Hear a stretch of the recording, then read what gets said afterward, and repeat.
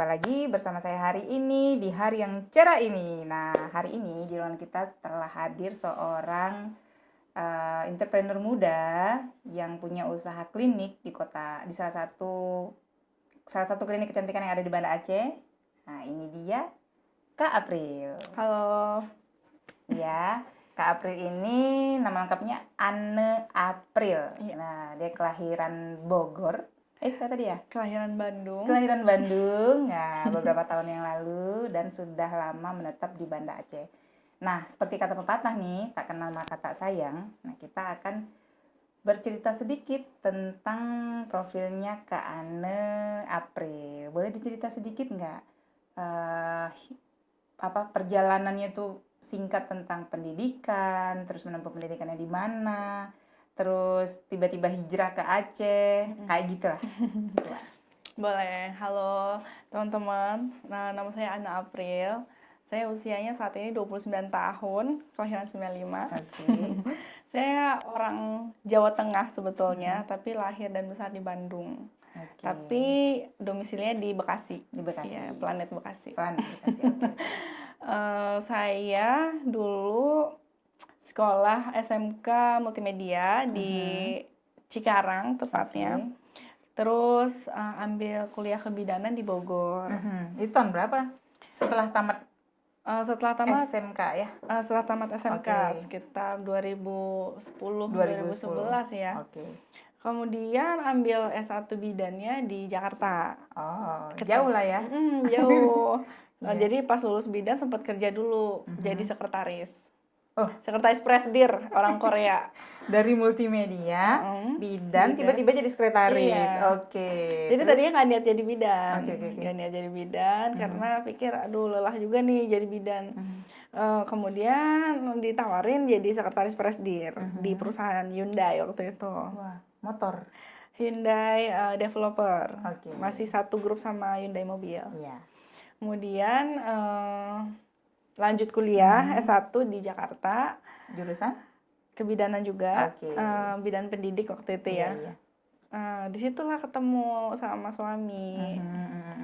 Jadi suami waktu itu saya ketemu di agak malu bilangnya, ketemu di aplikasi micet. Bukan.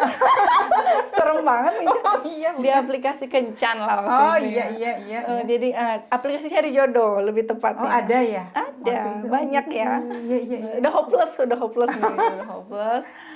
Jadi coba deh cari. Terus radarnya itu menemukan suami aku di situ. Iya, jadi akhirnya kita ketemu. Dengan kriteria itu ya?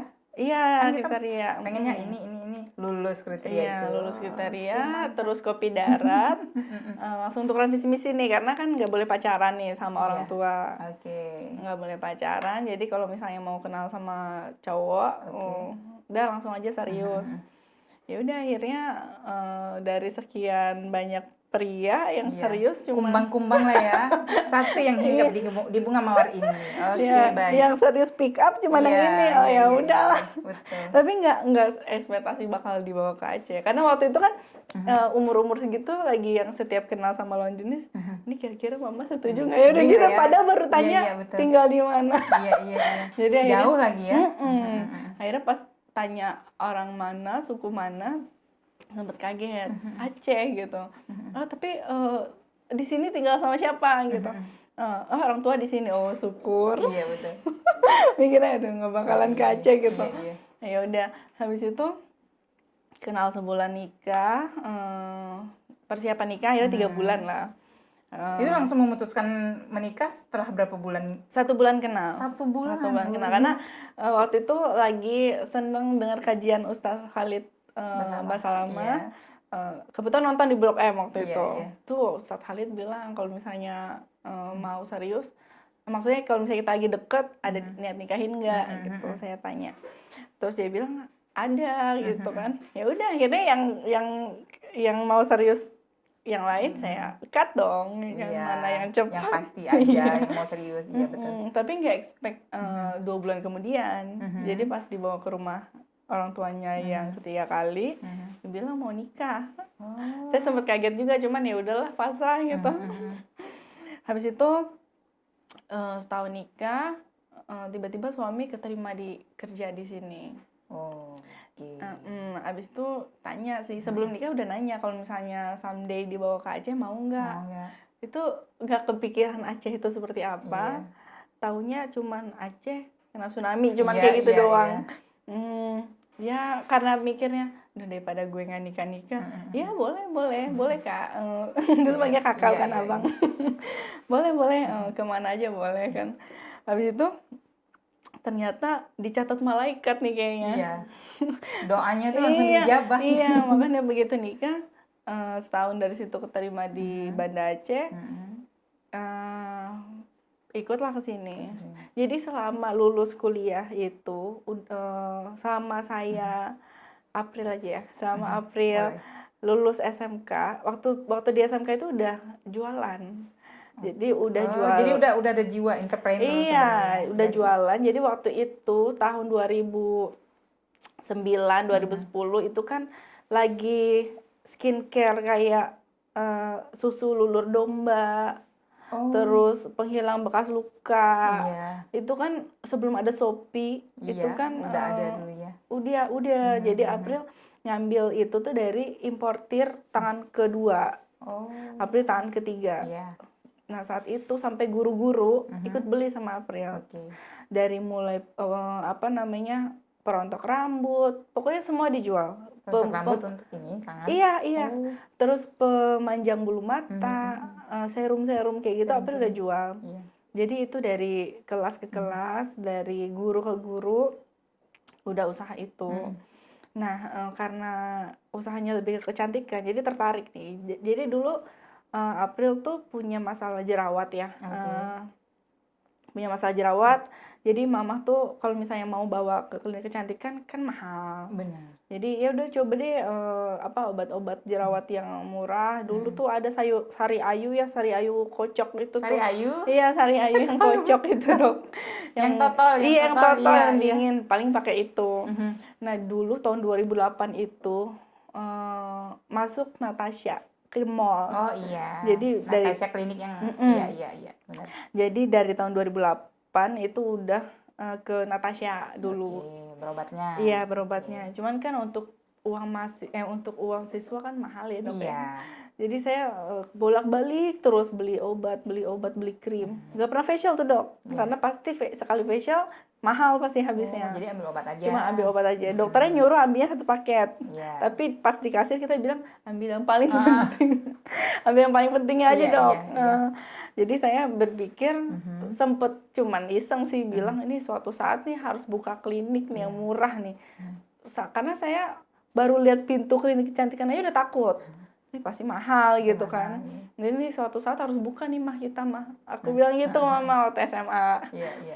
Iya, mudah-mudahan buka. Habis itu dari situlah mulai jualan sampai saking ramenya uangnya itu dikumpulin bisa buat bayar kuliah bidan. Wow. Jadi waktu itu belum selesai. Belum, dari kelas 2 udah jualan. Dikumpulin, kan waktu itu belum 17 tahun, belum punya ATM. Jadi kumpulin di mama. Habis itu sebenarnya nggak niat kuliah bidan. Cuman karena mama cuma kasih 2 pilihan, kalau nggak guru bidan, kayaknya passionnya lebih ke pelayanan nih, lebih ke kesehatan. Ya udah deh, ambil bidan. Ternyata di tempat April tuh mahal-mahal sekali kuliah bidan itu. Biaya masuknya 25 juta, 27 juta. Swasta itu? Swasta. Adalah waktu itu di Bogor, ya cukup terjangkau lah 20 juta masuknya. Terus dia tuh kayak di Kesdam, kayak di kebidanan atau aktor Kesdam di sini. Langsung terafiliasi dengan rumah sakit?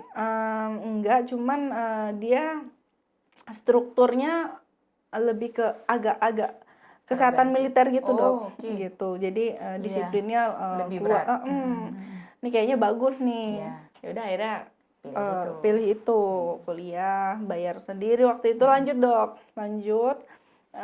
Usahanya dilanjut, jualan-jualan itu, skincare itu.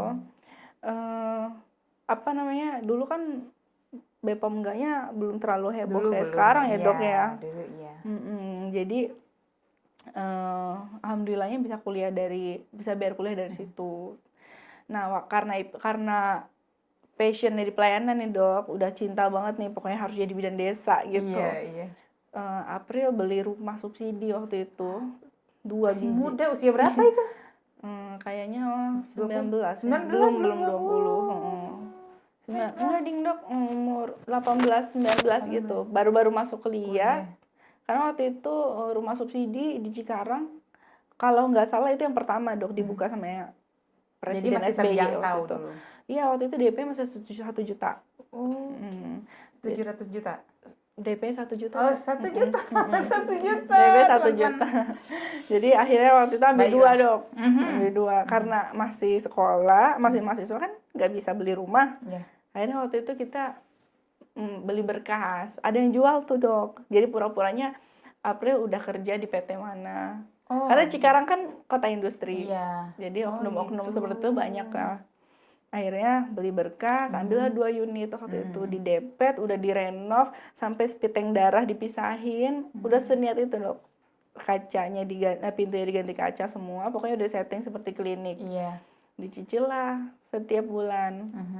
Sampai lulus kuliah, tiba-tiba nggak tahu kenapa terpikir, nih kalau misalnya jodoh gue bukan orang sini, ntar klinik udah gede nggak mau dibawa pergi gitu kan, karena mikirnya dulu mama itu keras orangnya. Betul. Mama tuh keras, udah gitu tegas dan disiplin, suka marah-marah lah kita mikirnya saat itu kan. Ini pokoknya prinsip nih harus gimana caranya keluar dari rumah ini. Salah satu cara cuma nikah kan Dok. Jadi April waktu itu nikah umur 21 tahun. 21, 22 lah Dok. Jadi sebenarnya ayah waktu itu papa bilang masih muda, puas-puasin, tapi nggak bisa puas-puasin juga karena mama nggak pernah kasih keluar kalau sama teman-teman. Kalau mau keluar sama mama kayak gitu. Lebih protektif lah ya. Jadi anak perempuan satu-satunya? Enggak, 5 bersaudara, anak paling tengah. Paling tengah? Iya. Tapi segitu protektifnya? Iya, jadi waktu kakak Ayu yang pertama ini udah menikah. Yang artis? Artis. Sebetulnya namanya? Ayu Anjani. Ayu Anjani. Adiknya artis loh. Terus udah menikah. Jadi kan mama protek 4 anak yang sisa ini. Karena selama ini 4 anak ini sering ditinggal-tinggal. Jadi waktu itu kakak Ayu masih jadi figuran lah Dok. Figuran, masih naik bis, mama jarang pulang.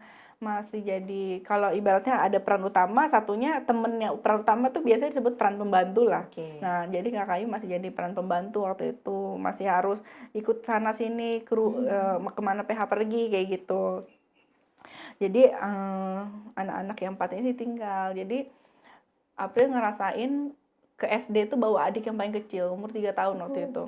Sekolah karena nggak ada kawan di rumah. Iya, karena papa dulu kan kerjanya ke luar negeri. Jadi mama jarang pulang. Jadi kan tinggal berempat. Yang satu abang SMP, April SD, yang satunya SD laki-laki, yang satu lagi belum TK pun. Belum TK, masih umur 3 tahun lah. Jadi ngerasain SD bawa adik waktu itu. Nah, karena mama ngerasa bersalah kali ya. Jadi keempat anak ini protek banget semuanya, bahkan main atau siapa yang lagi dekat sama anaknya itu diperiksain semua handphone, kalau malam diambil. Takut kenapa-kenapa ya. Jadi kan kita anak muda dihituin kan ngerasa terkekang tuh. Nah makanya cara satu-satunya itu nikah muda. Kebetulan mama juga ngasih. Jadi ya udah kalau misalnya mau bebas, mau bilang nikah, ya udahlah akhirnya nyari lah karena pergaulannya sempit. Mainlah itu dong aplikasi mencari jodoh. Tuh pesan buat teman-teman, mungkin ada yang usianya udah hampir expire, mungkin nggak ada salahnya untuk mencoba di aplikasi cari jodoh. Kita cari yang positifnya ya kan Dok. Nah tahu ada yang sevisi, kriteria disebutkan mau yang mana, gitu ya. Aplikasi cari jodoh. kitanya seperti apa kriterianya, terus Iya, pasangan yang kita mau betul. juga Jadi ada ya. memang ditulis di bio kita tuh kita mau main itu tuh untuk apa. Kalau saya langsung Oh, terus terang tulis cari pasangan hidup. Ada yang ketawain lah, serius oh nyari pasangan hidup gitu. di aplikasi gitu. Iya, iya. Yakin secara langsung aja belum tentu gitu Iya. loh. Ini nyarinya di aplikasi gitu. Ya kan ikhtiar ya kan, Iya, Dok. iya, iya. Tapi semua Akhirnya tergantung niat ya. Niatnya kan bener. baik, mau ibadah. Betul. Akhirnya ketemu lah jodoh yang klub. Mm-mm. Sevisi ya gitu ya. Hmm, eh, kan April beda 8 tahun sama suami. Beda 8 tahun. Jadi saat itu dia 29 tahun. April pikir duda waktu itu. Karena kan ini ganteng gitu kan. Kerjanya juga lumayan. Iya, Masa iya. belum nikah? Iya. Udah gitu. Kayaknya ini kayaknya duda sampai kayak itu waktu itu coba cari tahu ya gitu kan. Antar ke rumahnya, antar siapa tahu Iya, yang iya. bukan istrinya. Iya, iya, benar. Akhirnya diantar waktu itu ke rumahnya. Oh, ternyata benar belum menikah. Menikah dan keluarganya juga tinggal di Jakarta. Jakarta waktu itu, oke. orang Aceh semua. Orang Aceh semua. Jadi apa namanya? Ada yang lucu waktu April pertama datang, ditanya suku mana, langsung ditanya suku. Orang Jawa, Jawa Tengah gitu. Oh iya, bukan orang Sunda kan? Bukan. Terus April tanya dong, kenapa emang kalau orang Sunda? Tanya ke ini kan. Iya, karena apa namanya, orang Aceh sama orang Sunda kayaknya kurang cocok. Oh, masa? Iya. Nggak kurang tahu deh itu.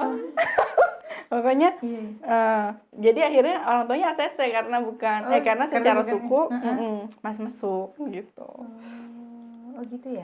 Tapi itu kurang tahu sih. Oh iya, iya, iya. Baru tahu sih.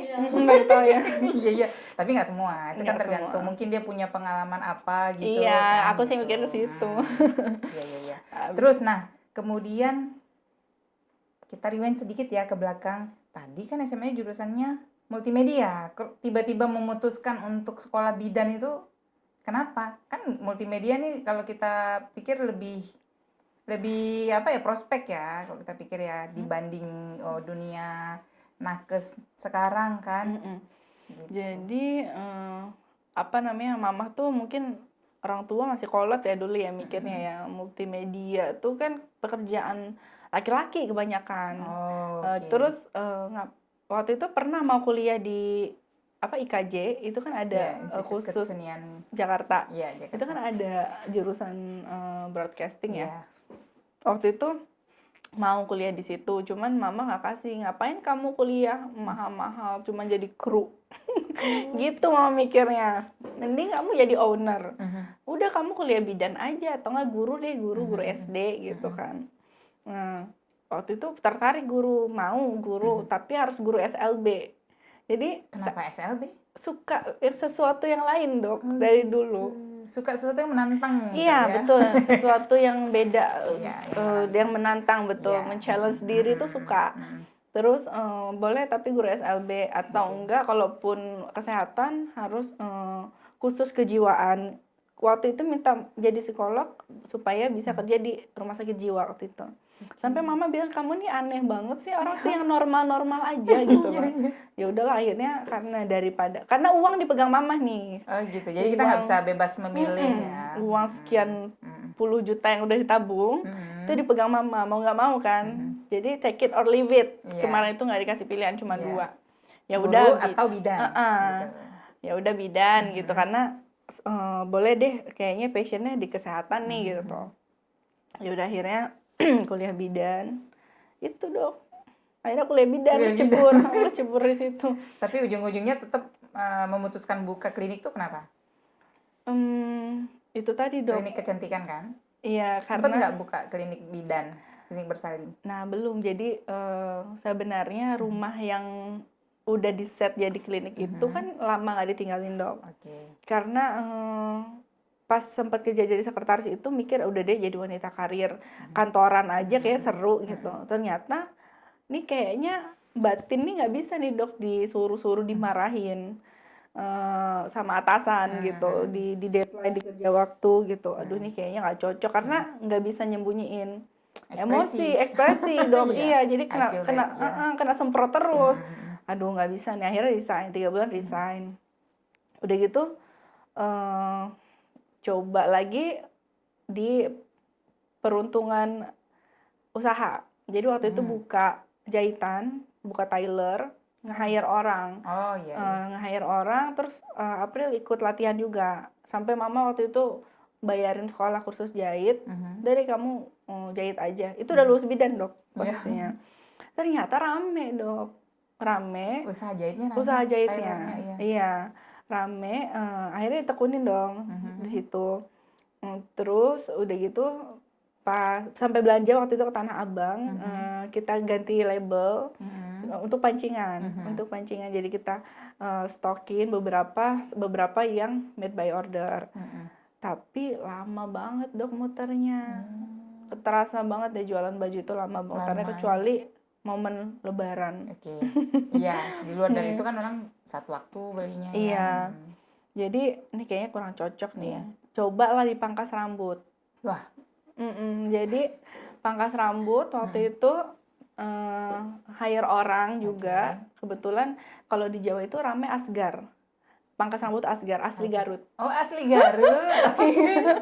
Iya. Jadi kan kalau pangkas rambut, kebetulan mama ada kios waktu itu 4 biji. Jadi anak-anaknya terserah mau pakai untuk apa. Jadi karena mama memfasilitasi kios tadi, kita nggak usah sewa. Anak-anaknya kan jadi mikir, usaha apa dengan modal yang ada gitu.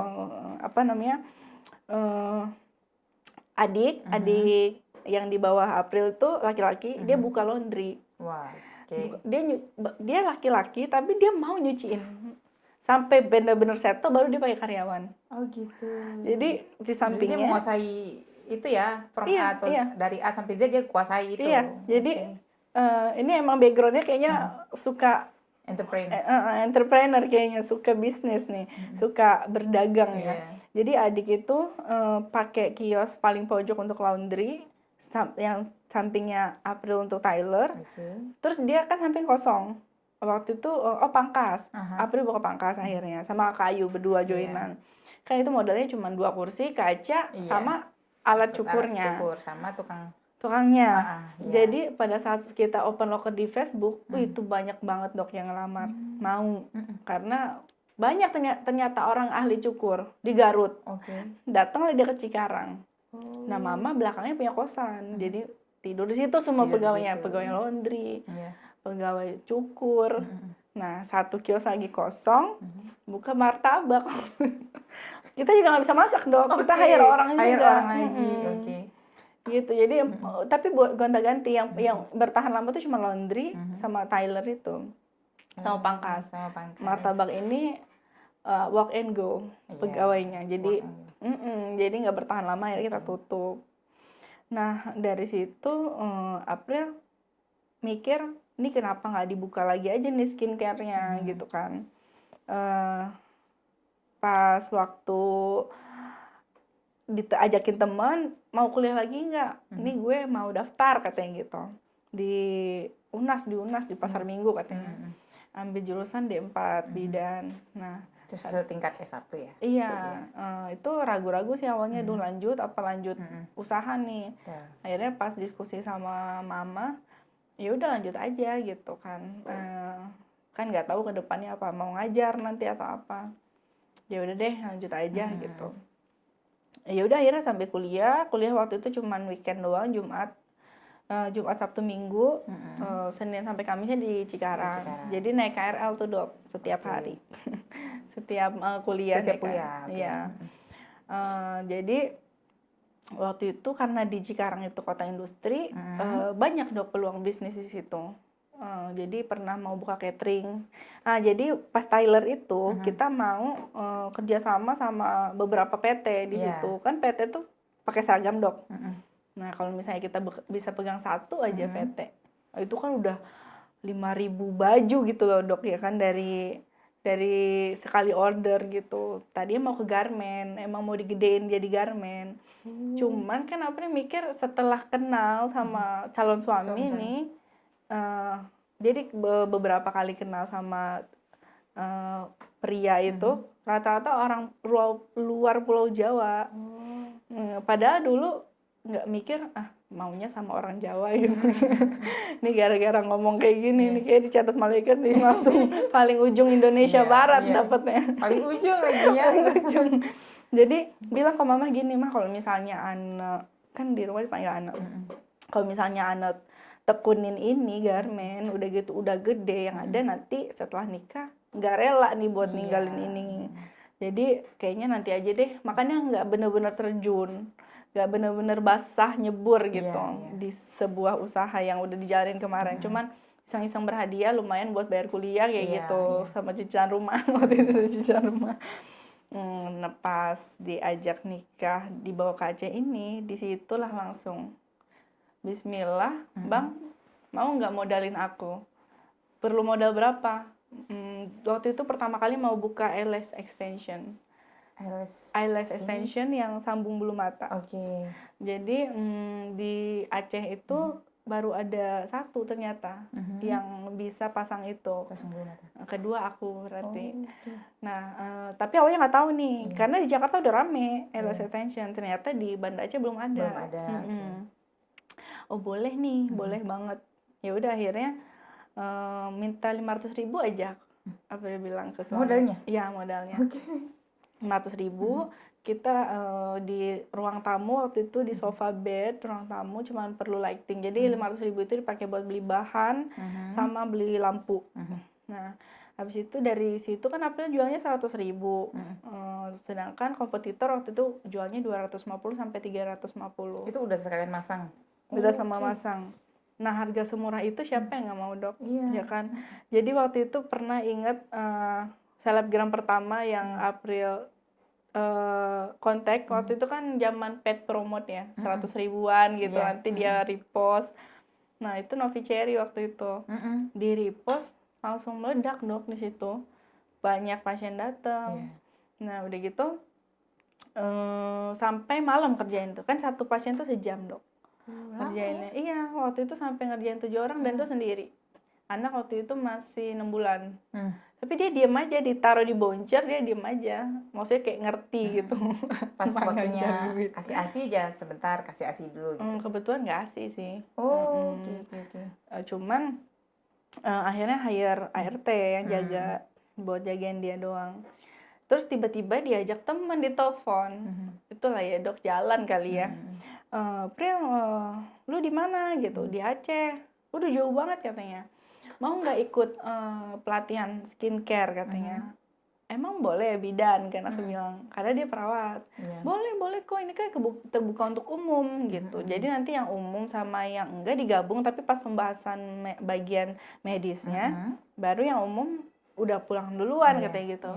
Boleh deh gitu. Akhirnya izin lagi sama suami, Bang boleh nggak modalin lagi? Berapa biayanya? 3.500.000. Kursusnya, pesawatnya, pesawatnya, penginapannya, bawa anaknya, jaga anaknya. Kebetulan itu di Bekasi. Nah, jadi Cikarang ke Bekasi itu kan sekitar sejam setengah. Jadi akhirnya mama sama papa ikut ke Bekasi jagain anak.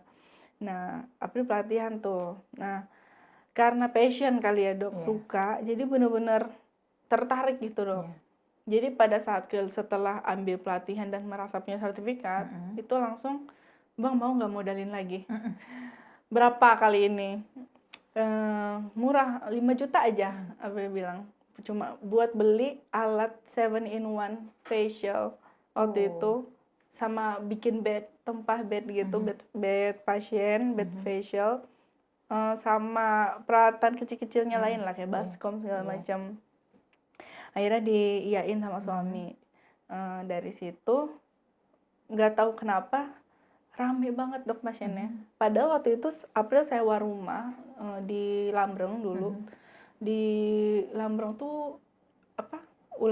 Simpang 7 ya, Simpang 7. Simpang 7 ya? Iya Simpang 7 tuh ada gang kecil, jalan masih tanah, 2 rumah, dan depannya tuh kayak masih kebun-kebun gitu. Dan itu cuma ada 6 rumah apa 7 rumah gitu di situ. Habis itu pasien kok berdatangan gitu, karena dulu kan jualnya juga murah. Dulu jadi kiblat April tuh ke skincare itu ke Jakarta. Jadi apa yang lagi rame di Jakarta April buat jadi maaf bukan sombong atau apa, selalu jadi pelopor pertama sebetulnya. Jadi kayak BB Glow, CC Glow di sini belum ada Dok. APRI udah ada. Jadi ketika kita buat iklan, udah ada sisi Go Baby Glow, orang siapa yang nggak mau datang? Betul. Ya, terus murah lagi jualnya.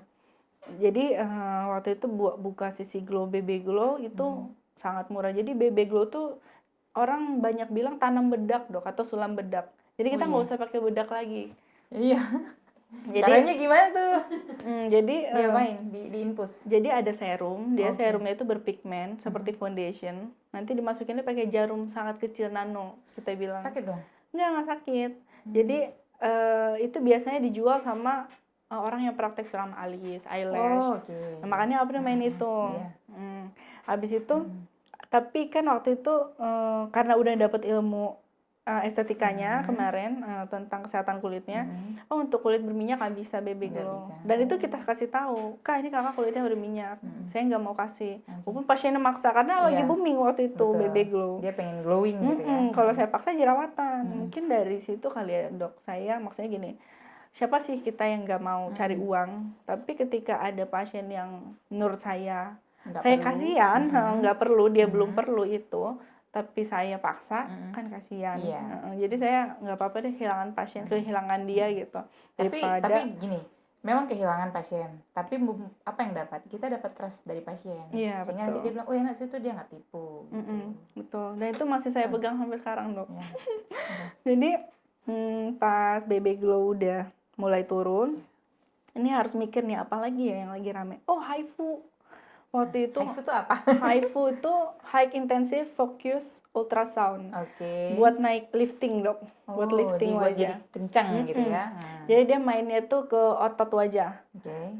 Tapi karena ultrasound ini sangat aman, cuma agak nyeri dikit pada saat melakukan tindakan itu. Jadi saya waktu itu dari uang yang saya kumpulin, saya beli alat HIFU itu masih HIFU portable dok. Waktu itu harganya 4.200.000, ingat banget. Saya buat harganya 250.000. Di Banda Aceh belum ada dok yang punya HIFU waktu itu.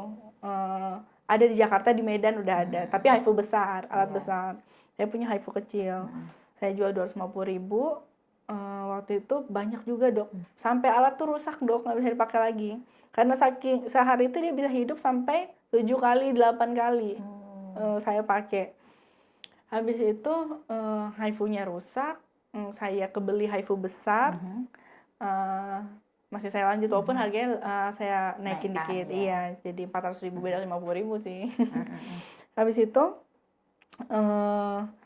saya pengen laser waktu itu, laser pico laser. Saya cari tahu dulu, cari yang sekira harganya masih terjangkau. Dapatlah dok laser pico Endiak waktu itu ya, Endiak yang kecil, yang kecil. Saya jual harga itu 250 sekali laser. Lasernya pun cuman laser toning, kayak laser pakai karbon gitu dok, yang tidak melukai kulit. Jadi sebenarnya mungkin secara kasat mata kulit kita nggak rusak sih, tapi nggak ada terbakar gitu ya. Yang terbakar karbonnya. Karbonnya terbakar. Iya, sama bulu-bulu halus. Jadi tujuannya sebenarnya itu tujuannya melukai kulit secara halus, gitu. Bagian permukaan epidermis saja supaya perangsangan kolagen sama elastin tadi. Habis itu pas saya main laser itu mulailah keendus sama beberapa dokter. Oknum itu gitu. Udah ada kliniknya waktu itu? Belum, masih di rumah? Masih di rumah. Mungkin saya juga ini kesalahan saya ya. Saya terlalu berani waktu itu. Untuk melakukan banyak treatment gitu ya. Di rumah saat itu kan di Banda Aceh sendiri klinik estetika kan gak banyak dok yang punya, dokter SPKK, dokter estetika juga sedikit masih kan. Ini tiba-tiba ada orang dari luar Aceh buka di rumah, udah lumayan lengkap gitu. Siapa nih? Saya dicari tahu dok. Saya diteror. Saya pernah ngerasain diteror di Instagram. Bahkan saya dinaikin di screenshot dan dinaikin ke grup mereka. Gitu. Cuman tanpa satu pun ada yang berani kontak saya. Padahal saya orangnya easy going dan mau nerima kritikan gitu. Karena kan saya merasa saya pendatang di sini. Saya juga newbie lah ibaratnya ya, secara ilmu ya jauh lah sama beliau-beliau ini. Saya sangat welcome kalau ada yang mau kontak saya gitu. Sampai waktu itu saya nemu salah satu dokter berpura-pura jadi pasien. Tanya-tanya sama saya. Kalau tindakan ini gimana ya, bahaya nggak ya? Cuman dari bahasanya saya tahu ini bukan pasien biasa. Iya. Ini Pasti kayaknya latar belakangnya ada nakes-nakesnya gitu, iya, medis apa non iya. medis gitu ya. Ini pasti dokter nih, saya udah pikir gitu. Terus cuman saya balik lagi prinsip saya nggak mau bersumpah palsu dan saya juga nggak mau nawarin apa yang sekiranya pasien itu nggak butuhin. Karena dia kayaknya kirim foto gitu dari pipi sebelah, nggak kelihatan mukanya, cuma pipi sebelah. Saya bilang itu nggak perlu diapa-apain dan nggak perlu di laser. Lagian laser ini bukan untuk menyembuhkan jerawat atau flek. Saya bilang saya pakai hanya untuk toning, mencerahkan kulit, untuk perangsangan kolagen aja gitu. Terus udah gitu, oh gitu ya, nggak perlu di laser. Mungkin dia juga akhirnya realize, oh si April tidak seburuk yang kita pikir guys gitu loh. Karena dia juga nggak maksa gue harus laser harus begini gitu gitu. Nah jadinya akhirnya hilang. Saya nggak pernah dengar lagi yang gitu-gitu sampai akhirnya pas saya pindah, karena itu rumah 2 kamar itu udah nggak mencakup pasien lagi, saya pindah ke rumah 3 kamar. Waktu itu saya di Doi, di Ulai Kareng. Nah ternyata pas saya ke situ semakin rame dok, semakin rame sampai saya bersinggungan sama tetangga soal parkiran. Jadi itu padahal iklannya cuma di Instagram aja? Iya di Instagram aja, cuman dari mulut ke mulut kali ya dok. Habis itu saya pindah ke rumah itu, semakin rame, saya dengar lagi kabar nggak enak. Parkir gitu? Parkir nggak boleh sama tetangga? Nggak boleh sama tetangga dan saya telat sih waktu itu. Saya telat kan di samping rumah yang saya sewa itu ada lapangan kosong. Nah lapangan itu saya udah mikir, bang coba cari tahu ini punya siapa biar kita sewa gitu. Cuman karena terlambat waktu itu dan saya juga baru lahiran anak kedua,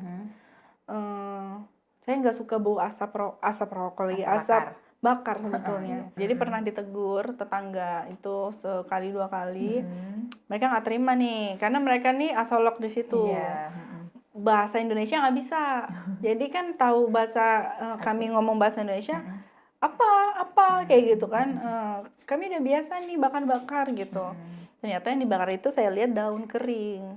Nah menegur tanpa memberi solusi kan salah juga. Jadi akhirnya yang ke beberapa kali menegurnya bawa karung. Bu boleh nggak masukin sampai kita pakai gerakan juga supaya ibu tuh ngerti. Masukin ke karung, nanti taruh di teras saya, nanti biar ada yang ngangkut kalau diplastikin gitu. Akhirnya mereka nggak paham juga. Ada beberapa hari nggak dibakar, tapi terganggu pasien-pasien di dalam itu, ya di rumah itu terganggu dan bayi juga terganggu. Ada momen waktu itu hari Minggu kan klinik tutup, salonnya tutup. Habis itu mereka tuh di lapangan yang suka dipakai parkir sudah dipatok dok, dipatok sama pohon kuda-kuda itu. Saya tanya dong, aduh telat kan bang gitu kan, itu mereka kok ngapain ya potong-potong itu ya, potong-potong dahan gitu, jangan-jangan mau dibakar. Saya baru selesai jemur pakaian bayi. Udah gitu saya tanya dong, bang maaf ini mau dibakar ranting-rantingnya. Kayaknya beliau nggak bisa bahasa Indonesia. Nah ngomong pakai bahasa Aceh gitu sambil marah-marah. Dia posisinya lagi pegang parang. Waduh. Apa ini kan nggak ngerti. Tiba-tiba suami dari belakang di teras teriak juga pakai bahasa Aceh. Nah tiba-tiba suami udah di belakang nih. Tiba-tiba si abang itu lari lah ngejar suami saya. Saya posisi pegang bayi, saya tahan dong, gak mikir dibacok deh. Saat itu dok, yang saya pikir nahan bapak itu. Saya sampai tahan perut dia gitu, supaya jangan kejar suami saya. Suami saya udah lari dong. Nah karena kita tuh kan baru di Doi, nggak tahu kalau ada kanun ketika ada masalah seperti itu diselesaikan sama kecik. Jadi saat itu kan kantor kecik juga tutup hari Minggu. Pokoknya kita pikir ini udah pengancaman pembunuhan. Kita langsung ke polsek. Pas ke polsek ditolak. Kenapa? Ini masalah, coba baca kanunnya, kata yang jaga di situ. Selesaikan sama tuha gitu ya. Silakan ditelepon babinsanya, ini kamu warga mana gini, ditelepon lah ke keciknya. Kenal sama warga ini, iya ini kepala orangnya ditelepon juga. ya udah ini pulang aja ke rumah, nanti mungkin hari Senin, besok atau hari Selasa kalian didudukin. Oh ya udah syukur deh, udah agak udah tenang. 1 minggu, 2 minggu, 3 minggu ditunggu nggak ada yang hubungin kita sama sekali. Jadi terakhir malah denger ini, kalian tahu nggak? Kan kebetulan adik ipar di sebelah rumah, lebih duluan tinggal di situ, sewa juga. Jadi kami sebelahan gitu. Kalian tahu nggak rumah kalian mau dilempar tai, katanya gitu. Terus kan shock dong saya, Dok. Hah, sama siapa Bang gitu? Itu sama pemuda kampung di sini gitu. Buntut masalah. Lapor polsek. Iya, lapor polsek. Oke. Terus udah gitu. Jadi saya harus ngapain nih Bang gitu? Nggak, kalian itu harusnya deketin warga. Cuman kan suami kerja, saya kerja, walaupun kerjanya di rumah. Kadang saya nggak terinfo Dok kalau ada orang meninggal, ada gotong royong itu nggak terinfo. Apakah mereka udah terlanjur tidak suka? Jadi pada saat ada, tapi kalau mintain iuran nggak pernah lewat rumah kami. Minta iuran belangong, acara semuanya. Iya, Idul Adha, terus itu selalu iuran 17-an mereka minta. Tapi kami nggak pernah dikasih dagingnya atau apa gitu. Nggak pernah dikasih kupon gitu. Cuman karena kami merasa ya udahlah berpartisipasi aja gitu. Nah, itu belum ngeh kalau warga nggak suka. Pada saat itu kejadian lagi. Ini kan karena suami negur langsung bakar sampah nggak mempan, telepon DLHK waktu itu. Iseng sih. Ya, karena kita mikirnya udah iseng aja lah, lapor lewat chat. Direspon atau enggak urusan nanti lah, yang penting lapor dulu kalau di sini ada bakar sampah gitu. Sebenarnya yang kami laporin itu kan yang ada di peraturan ya, peraturan kanun yang di kota itu nggak boleh bakar sampah. Kami cuman pengen bantu meluruskan peraturan tadi itu aja sih, sama kenyamanan gitu. Habis itu ternyata DLHK datang. Direspon, datang tolong Sherlock. Ya udah, akhirnya kan udah lanjut direspon, kita Sherlock.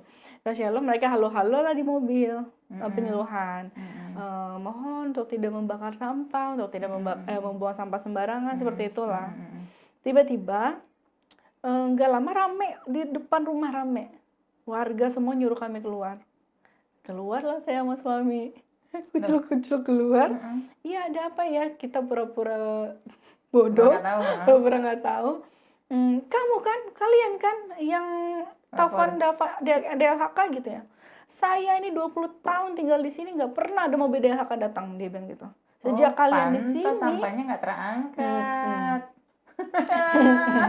Bener. Sejak kalian tinggal di sini, kenyamanan kami semua terganggu, katanya gitu. Kenyamanan untuk membakar sampah. Iya, mungkin. Terus kan enggak Pak, bukan dari DLHK sudah ngebelain. Bukan bapak ini, bukan ibu ini yang melapor, kami memang keliling. Enggak Pak, saya nggak tahu apa-apa gitu kan. Saya memang terganggu sama sampah bapak ibu sekalian gitu kan. Maksud saya kan saya kasih solusi, dibuang, ditaruh di ini saya, di halaman saya, nggak apa-apa gitu. Jadi bahwa udah mulai merembet ke usaha saya. Lagian nggak boleh nih, usaha apa kalian, praktek apa kalian di sini, katanya gitu. Setiap hari banyak mobil, katanya gitu. Udah gitu, kalau mau praktek, kalau mau usaha di toko dong. Ada ibu-ibu yang gituin lah. Terus saya nangis Dok. Saya bilang, kenapa ya orang sini jahat-jahat gitu, saya bilang. Udahlah, aku mau pulang aja lah. Karena buntut dari yang kemarin saya dilabrak sama oknum, juga itu kayak gitu, datang marah-marah, tunjuk-tunjuk semua alat yang saya punya, saya disuruh berhenti. Saya bilang, ini udah yang kedua kali Bang gitu. Udahlah, aku stop aja. Terus lagi-lagi mama, kan waktu itu baru lahiran, lagi ada mama di Aceh. Mama bilang udah nggak usah didengerin gitu. Akhirnya waktu itu ada rezeki, ada investor. Investornya adik sendiri waktu itu. Ya udah, butuh berapa untuk buka di toko? Hitung, butuhlah sekitar 200. Tapi uangnya bertahap ya, karena nggak ada langsung 200. Jadi kayak 30, 40 gitu dulu dicicil. Nah, pegang waktu itu, akhirnya cari toko, dapet toko, waktu itu di Lamprit, kita renov sederhana, nggak yang terlalu mewah ya. Kalau sekarang kan klinik-klinik kecantikan mewah-mewah. Karena kami mikirnya toko orang, udah gitu budget juga terbatas, ya udahlah gitu. Akhirnya pas udah toko jadi, mama saranin udah kalian di toko aja tidurnya, kan di sini udah gak nyaman karena di doi udah nggak bisa tidur lagi. Diteror Iya, ya. ada kotak-kotak dikit udah deg-degan gitu dok. Terus udah gitu setiap kami lewat, kami senyumin warga juga nggak pernah balas senyum. Sampai waktu itu saya datengin premannya yang di situ. Saya minta maaf, saya datang ke rumahnya ketemu istrinya. Istrinya bilang, udah bulan apa nih ya? Udah telat kali minta maaf. Kok baru sekarang gitu? Iya karena saya baru tahu Bu kalau ternyata respon warga itu nggak suka sama saya gitu kan. Saya nggak tahu. Terus saya bilang, akhirnya saya dijumpain sama suaminya. Jadi waktu itu suaminya itu karena preman situ bilang ke saya gini, kamu tahu nggak saya mau lempar balok ke kepala suami kamu? Nggak tahu bang gitu. Kapan itu? Saya bilang. Jadi waktu kita pernah papasan, dia bilang papasan di gang kecil. Sebenarnya posisinya seharusnya dia yang mundur karena dia punya lahan kosong di belakang mobil dia. Akhirnya kami mundur sampai ban mobil kami masuk parit. Nah, udah gitu, cuman jendela mobil kami itu nggak bisa dibuka, rusak. Nah suami April dari depan pintu kaca depan itu kan terang, seperti ini gesturnya. Ternyata ditangkapnya salah paham. Jadi begitu dia mobilnya lewat, kami nggak buka kaca itu udah salah katanya. Segitunya loh dok. Kan kami nggak tahu, buka pintu gitu. Udah nggak apa-apa, dia udah lihat kok tadi abang begini. Habis nyuruh mundur, dia nggak mau, ya udah kita gini. Terus kayak gitu, ternyata dia taruh mobilnya lanjut naik motor, bawa balok. Nah karena kami kan nggak lagi diikutin di belakang, kami masuk aja ke rumah. Makanya begitu lihat dia masuk rumah, pengecut, kata saya, dia bilang gitu. Saya nangis-nangis minta maaf sama si abang itu ya. Saya juga heran sama kalian, suami kamu setiap hari saya perhatiin ke masjid, karena setiap ke masjid ngelewatin kios dia selalu nongkrong di kiosnya. Tapi kok kayak gitu orangnya. Saya sampai bilang saya sama suami itu besar di Jakarta Pak, besar di kota besar gitu. Yang saya tinggal di komplek perumahan yang rumah ke rumah itu jauh jalannya. Jadi lo gue lah Pak kasarnya. Jadi begitu kami pindah ke sini, ke desa, maksudnya ke kampung, kami kaget mungkin, nggak biasa sapa-sapa orang. Kadang lewat-lewat, padahal mereka juga lagi di pinggir gitu. Nggak tahu. Itulah pelajaran hidup yang saya benar-benar menampar April ya dok. Saya sampai bilang suami kan kaku banget nih dok, kayak es batu yang kaku kayak kanebo kering. Jadi orang eksak berarti kayaknya ya. Abis itu jarang gitu lewat bang senyum bu. Jadi kadang April yang kayak gitu dulu, bu Pak numpang lewat gitu. Nah kadang suami cuma lurus aja matanya gitu kan. Ternyata itu kan nggak boleh bang. Udahlah ini udah jadi pelajaran lah gitu, gimana nanti kita tinggal. Akhirnya kita mutusin untuk tinggal di toko. Nah pas tinggal di toko masih ada sisa sewa sebenarnya dok. Di rumah itu kita alih sewa, nggak laku sampai hangus. Rumahnya. Nggak rezeki di situ ya. Pas pindah ke toko itu udah punya pikiran mau ini nggak bisa nih diteror terus sama orang. Udah diteror sama oknum, diteror sama warga. Gimana kalau kita jadiin klinik bang? Nah ternyata cari-cari tahu klinik nggak bisa di rumah. Makanya itu tadi kalau mau di toko. Makanya kalau mau dijadikan klinik harus di toko. Ya udah. Itu asal muasal buka klinik. Betul, asal muasal. Nah akhirnya cari tahu persyaratannya apa aja, apa yang harus dilengkapin, dan set by setnya klinik seperti apa, dibuatlah. Ada yang kelewat satu, IPAL, karena baru harus ada IPAL ya. Sebenarnya di teman-teman yang punya klinik di Jawa, klinik pertama tidak harus pakai IPAL. Tidak harus pakai IPAL.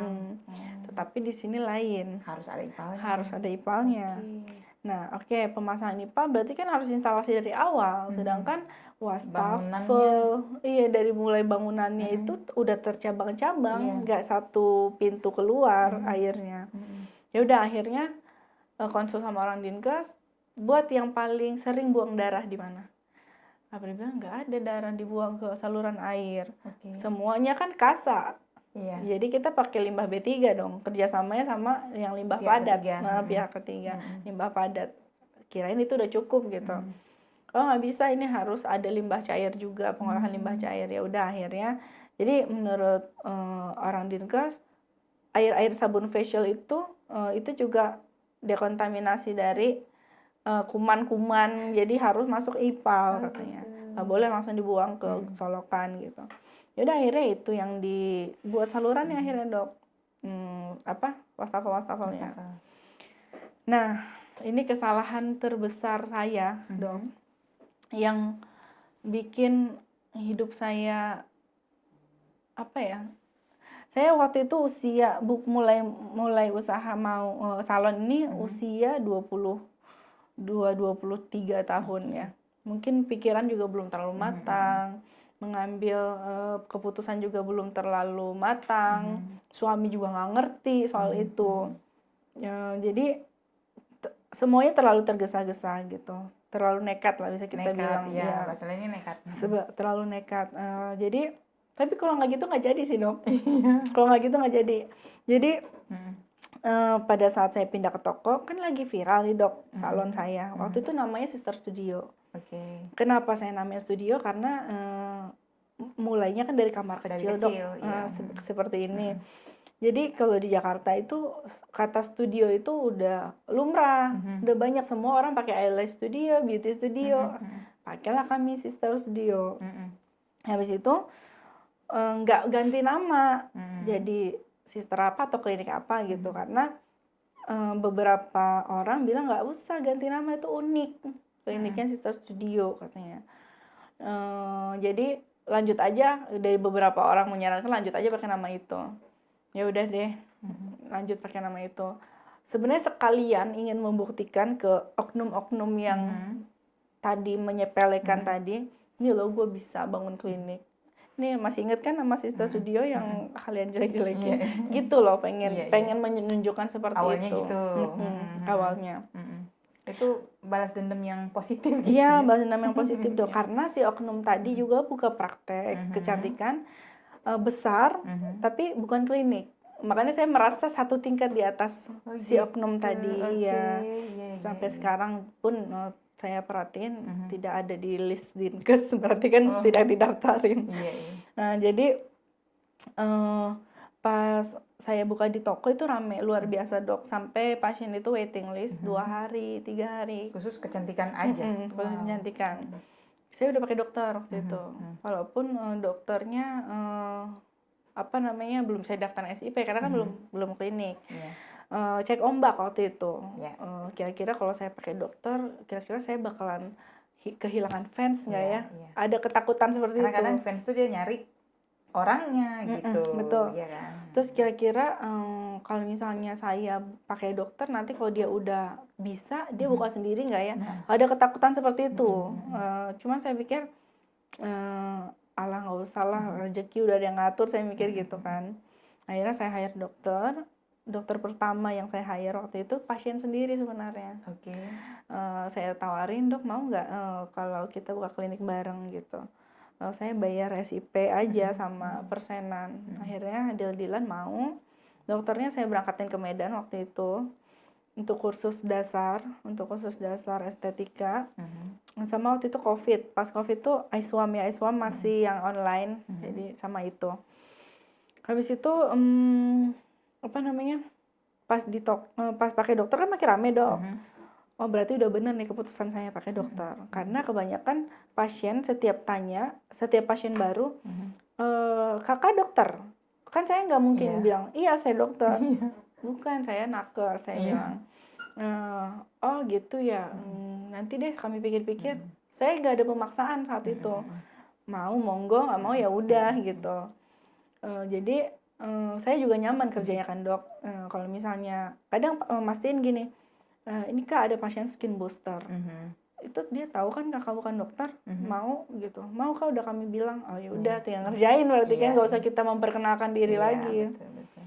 Nah habis itu pas di toko pasien semakin rame, setiap rame dan itulah dok, aku ngerasa aku kena ain saat itu karena klinik kecantikan rame, sedangkan yang lain sepi. Pada Belum. lari ke sini. Ya, kadang dengar dari saya dari klinik ini, saya mau coba lah di sini. Saya ngerasa aduh terharu banget nih dari klinik besar nih datang ke sini gitu kan. Ya udah akhirnya setiap itu di snap, antri rame di snap gitu, dinaikin ke Instagram. Udah gitu kedatangan lah. Ini kalau mau disensor boleh, enggak juga enggak apa-apa. Oke. Kedatanganlah pasien yang nggak pernah saya duga sebelumnya, Dok. Siapa tuh? Saya kedatangan pasien ibu pejabat Polres. Oke. Tapi yang tanganin saat itu, inilah ya, mungkin saya mau ditegur sama Allah, teguran hebat yang benar-benar merubah hidup saya. Pasiennya datang, pas dokter nggak masuk, dokter izin, lagi kurang sehat. Tapi jadi saat April buka di rumah itu, April punya tangan kanan, bidan juga, dia ambisiusnya sama kayak April. April melihat diri April di dalam diri dia, dan dia bisa diajarin gitu, bisa diandelin lah, cepat bisa orangnya terampil juga. Jadi pada saat itu beliau istri pejabat ini dipegang lah sama pegawai. April lagi ngurusin yang lain karena dokter nggak ada nih. April ngurusin yang lantai lain karena bayangin Dok, waktu itu April punya 15 bed, 15-nya penuh dan di luar masih ada yang antri. Gitu, saking ramenya. Segitu care-nya orang terhadap wajah. Iya, betul. Habis itu beliau treatment ketiak. Jadi banyak nih treatmentnya, bukan cuma wajah aja. Iya, treatment ketiak, direkomendasikan sama temannya. Temannya kebetulan udah 2 kali datang ke sister. Enak nih, bagus, murah lagi. Mungkin direkomendasinya seperti itu ya. Datang, sebenarnya kita di awal udah kasih tahu downtime. Ini tindakan yang ada downtime-nya. Nah, downtime-nya itu gak semua orang bisa nerima sebetulnya. Kayak kulitnya iritasi, kecoklatan, berkerut. Dan downtime itu ada beberapa cabang hasil. Ada yang hasilnya sesuai ekspektasi, ada yang hasilnya meninggalkan bekas luka, ada yang hasilnya tidak membuahkan hasil sama sekali gitu. Namanya ikhtiar, Dok. Kita klinik, dokter sebagai dokter menyediakan pelayanan sebagai bentuk ikhtiar pasien, ya kan? Betul. Kita tidak menjanjikan kesembuhan atau keberhasilan apapun. Nah, tapi kan pasien, apalagi pasien kecantikan malah mau tahu. Gue bawa duit, gue nggak sakit nih, gue bawa duit, gue mau muka gue cantik. Gitu. Kalau muka gue nggak cantik, mau praktek. Semudah itu dijudge. Akhirnya pada saat dilakukan tindakan, reaksinya perih katanya. Saya dipanggil ke atas, saya turun, saya kasih es batu, saya oles, saya menenangkan pasien. Tapi ini nggak apa-apa kan, pasiennya juga panik karena ini pertama kali buat beliau. Insya Allah nggak apa-apa, saya bilang. Kemudian pas saya udah lewat tuh, saya merasa tidak ada apa-apa. Tiba-tiba pas saya main ke rumah Om, kebetulan Om suami kerja di Polres juga, cerita di Polres lagi rame tuh, ada ibu datang ke klinik kecantikan, ketiaknya kebakar. Terus dia gitu masih nggak ngeh tuh, oh iya Om gitu, di mana kliniknya? Kayaknya belakang Polda deh kliniknya. Emang di belakang Polda ada klinik gitu kan? Apa di mana? Bukan klinik April kan? Bukan klinik kamu kan? Dia bilang, bukan kayaknya, tapi nggak tahu ya. Mudah-mudahan bukan loh Om gitu kan? Terus kayak gitu, tiba-tiba baca WA di HP klinik, ada komplain soal ketiak. Nah, langsung nyambung dong ke omongan Om itu. Jangan-jangan ini yang dimaksud. Udah deg-degan, panas kepala.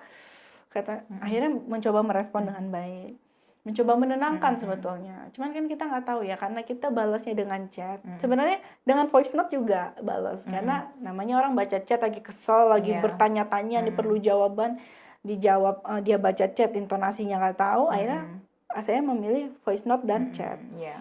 Saya bilang di situ itu normal dilalui pada saat peeling gitu. Jadi nggak apa-apa kalau misalnya 2 minggu belum ngelupas atau 2 minggu meninggalkan bekas, kesini lagi aja. Setiap klinik itu punya disclaimer masing-masing ya Dok. Supaya apa? Supaya kita tidak mudah dituntut orang atau orang tidak mudah menyepelekan pelayanan kita gitu. Betul. Nah, disclaimer saya saat itu saya kasih tahu 2 minggu datang. Kalau lewat dari 2 minggu baru datang, ya gugur dong sebetulnya. Betul. Nah, cuman kan balik lagi, pasien kita mana mau tahu. Itu kejadiannya udah lewat 2 minggu? Udah lewat 2 minggu. Dia komplain itu lebih dari 2 minggu berarti? Oh enggak, itu baru-baru semingguan gitu. Cuman kan saya masih kasih waktu 2 minggu lagi. Kalau misalnya pengelupasannya kurang oke, coba balik lagi. Biar kita kasih kirim iritasi sebenarnya. Cuman saya saat itu menganggap santai, maksudnya gini, karena itu tadi menenangkan diri gitu. Biasanya saya agak, tapi setelah itu saya setiap menemukan hal seperti itu saya agak panik. Saya bukan panik, karena trauma. Iya, saya langsung gini. Saya kirim ya alamat rumahnya di mana. Saya kirim iritasi sekarang. Lebih baik saya kehilangan uang 150.000 ngirim itu gratis daripada saya harus berurusan lagi kayak dulu. WA segala macam jadi nggak enak ya. Betul dok. Itu tadi dok, saya masih muda, saya kurang melatih dan mengasah mental dan pikiran saya lebih matang. Jadi ketika menghadapi masalah seperti itu saya gegabah. Seharusnya kan, aduh ini kan berarti dia nggak puas nih. Apa ya kira-kira yang bisa bikin dia puas gitu. Oh kita servis, oh kita kirim ini, kita kirim itu, yang kira-kira kita pantau terus. Ini enggak. Ini akhirnya karena saya stres, sambil habis melahirkan, ngurusin perizinan klinik sendiri, udah gitu nggak sempet ngechat dia lah, nggak sempet ngechat pasiennya gimana kondisinya kak gitu. Habis itu jadi pelajaran. Jadi pelajaran betul. Habis itu dapatlah surat cinta dari Polres. Kak ada polisi kak tadi antar surat, pas dibaca disuruh menunjukkan keabsahan surat-surat klinik maksudnya. Iya. Aduh gimana ya, baru sampai DLHK lagi. Padahal dari DLHK itu udah ke Dinkes visitasi, keluar rekom selesai. Ya. Oke. Ini tenang kataku. Telepon dulu om. Om ini dapat surat dari Polres, nggak apa-apa, ya udah kumpulin aja. Perizinannya ada kan? Belum selesai om, tapi ada diurus gitu kan.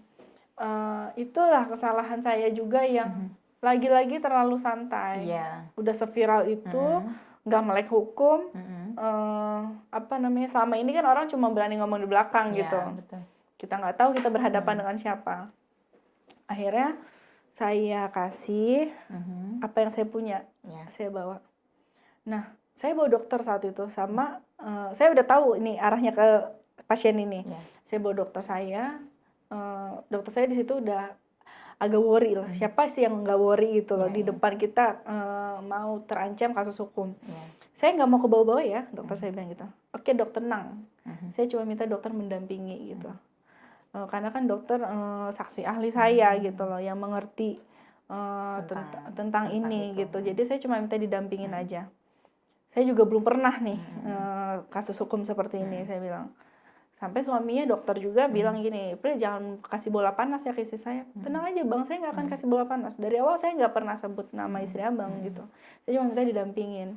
Nah saya bawa juga pegawai yang pada saat itu melakukan tindakan. Ternyata yang di BAP cuma saya, sama pegawai saya. Dokter tidak, cuma jadi pajangan aja. Ya udahlah, saya pikir memang seperti itu ya kan. Habis itu saya sebelum saya datang ke Polres, sebenarnya saya ngajak bicara dulu pasiennya. Kira-kira kita bisa selesaikan secara kekeluargaan atau enggak gitu. Tapi pada saat itu saya kejepit dok.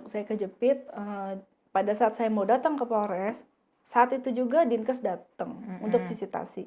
Jadi IPAL semua udah lengkap semuanya, wastafel dan lain sebagainya. Dinkes mau visitasi. Di saat Dinkes mau visitasi, dokter saya nggak ada. Dokter saya resign, mengajukan resign. Saya bilang tunggu dulu dok. Ini Dinkes mau datang. Suaminya udah marah dan dia harus keluar saat itu juga. Kontrak kita gimana? Kan kita pakai kontrak. Ya untuk apa kontrak? Kamu udah nyeret saya ke sini. Saya bilang nyeretnya di sebelah mana? Saya bilang. Ini saya kesandung masalah ini saya sendiri loh. Saya bilang. Ini saya yang selalu disorot sama pihak berwajib gitu. Mungkin karena saya pemiliknya, bukan dokter. Saya bilang, dokter bisa nggak tolong saya stay dulu di sini? Gak percuma juga kalau misalnya saya stay, Dinkes taunya saya dokternya, Berarti nama saya nyangkut dong nanti di situ, di Dinkes gitu. Nyangkut sebagai penanggung jawab klinik gitu. Ya udah deh, saya juga nggak mau maksa-maksa daripada ke depannya dia aja juga setengah hati gitu kan. Udah tuh, akhirnya saya lepas tanpa membayar penalti. Dengan kerugian yang itu tadi, sekolah-sekolah, kursus-kursus yang sudah saya bayar. Habis itu saya malam itu cari dokter yang sudah melamar. Saya hubungin, cuman kan saya nggak tahu nih antara dua dokter ini yang oke mau datang pada saat Dinkes visitasi, mana yang oke, mana yang bagus. Akhirnya saya buat status waktu itu. Saya nggak tahu ini salah atau enggak, tapi mungkin menurut yang merasa saya rugikan itu salah. Jadi pada saat saya buat status konsultasi gratis, sebenarnya untuk menilai potensi dari dokter itu, saya buat konsultasi gratis. Nah, beliau yang melaporkan saya ini dipikirnya saya masih praktek. Padahal maksud saya hanya untuk men-challenge dua dokter ini karena Dinkes mau datang. Akhirnya dua-duanya saya panggil. Dinkes visitasi. Alhamdulillah dokter itu sangat membantu dan kooperatif, mengerti posisi saya saat itu. Jadi menjelaskan ke dokternya enak. Ke Dinkesnya. Iya, ini saya dokter di sini segala macam, menjelaskan ruangan per ruangan. Mungkin saat itu sudah terendus sama Dinkes ya, saya mau kesandung kasus hukum. Jadi Dinkes agak keras waktu itu pada saat visitasi. Ini laser memang boleh dokter estetika pegang laser, bukannya dokter SPKK ya. Terus saya bingung. Jadi pada saat itu visitasi kedua dong. Visitasi pertama ada yang belum lengkap, akhirnya di visitasi kedua. Visitasi kedua itu yang datang 17 orang dok dari Dinkes. Kayak mau wawancara pekerjaan. Iya. Saya shock. Biasanya kan cuma 2-3 gitu ya. Biasanya kalau visitasi untuk izin operasional paling banyak 8 orang. Oh gitu. Rame juga ya? Iya, ini sampai kak lebih dari 15, mungkin 17 orang katanya. Udah gitu ditanya, dokter saya dicecar pertanyaan itu, yang bikin dia juga takut kepleset jawab kan. Terus udah gitu saya bilang, saya bilang gini, dok, kebetulan yang bertanya itu Dinkes dan beliau dokter.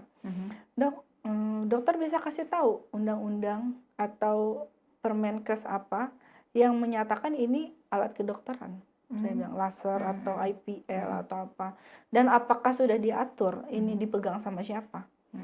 Dia nggak bisa jawab, beliau nggak bisa jawab.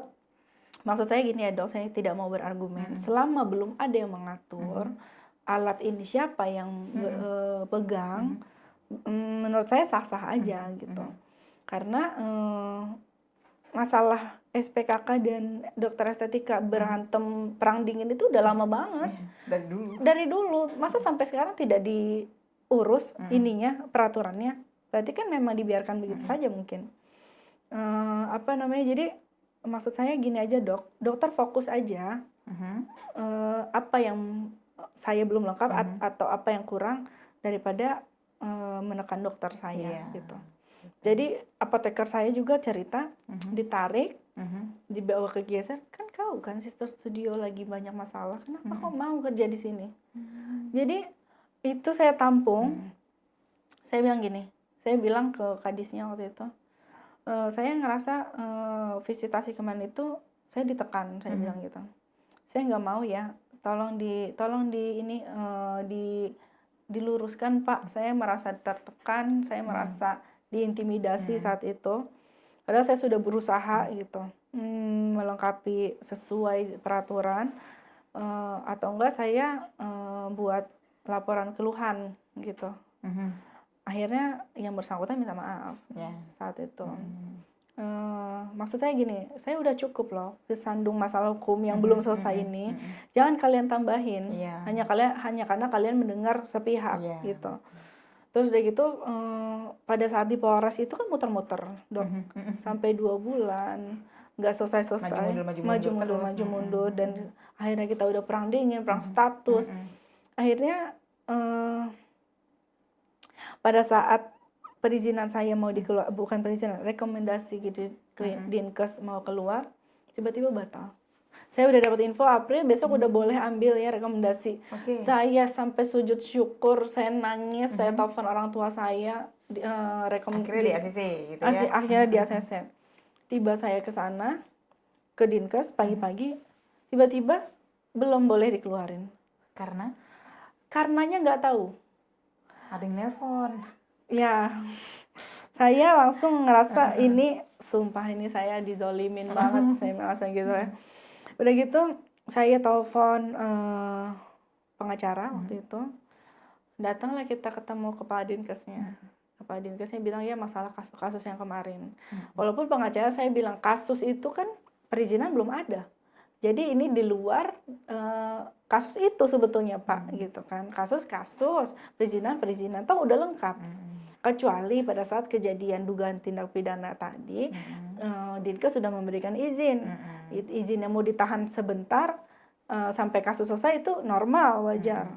Nah, tapi karena kepala Dinkesnya juga seperti di bawah tekanan, akhirnya kami ngalah gitu. Tapi tidak sengalah itu sih. Saya sama pengacara langsung pergi ke ombudsman untuk melaporkan itu. Cari perlindungan di tempat yang iya, lain betul. gitu ya. Jadi gini dok, saya udah nggak punya uang lagi saat itu. Sampai yang tadinya uang 20 ribuan, 10 ribuan saya cecer, tadi TV, tadi kulkas, ini saya kumpulin dok. Karena anak saya kan butuh susu waktu itu. Susu yang saya beli itu waktu itu S26. Sampai saya nggak ada uang lagi buat beli susu saat itu. Saya ganti ke SGM. Diare dia, nggak cocok.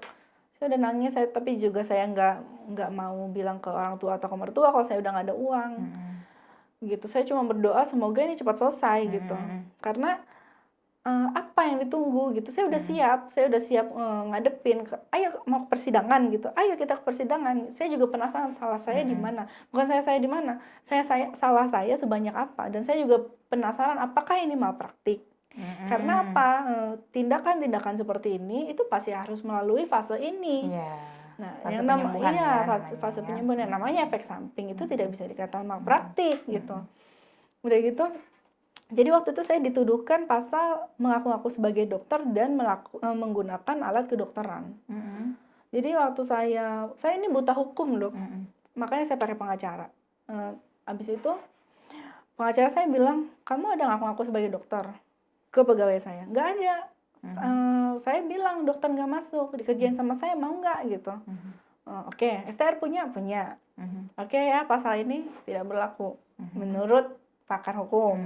Pasal kedua, menggunakan alat kedokteran. Itu alat kedokteran bukan?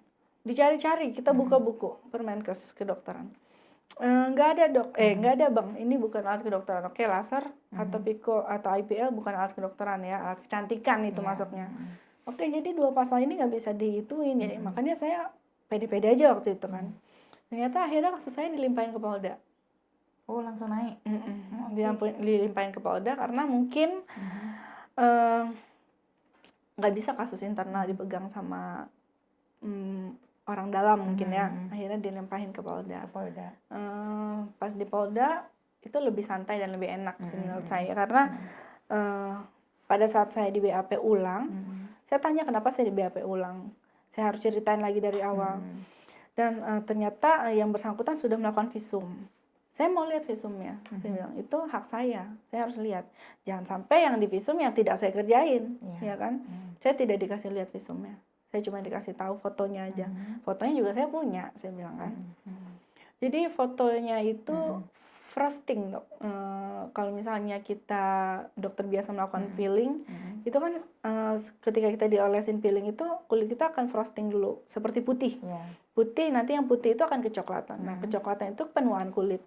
Maksudnya kulitnya itu nanti akan lekang ya? Akan lekang gitu. Cuman itu tadi karena di area ketiak sudah kita sampaikan, mungkin akan terjadi iritasi, merah dan gak nyaman, gatal segala macam.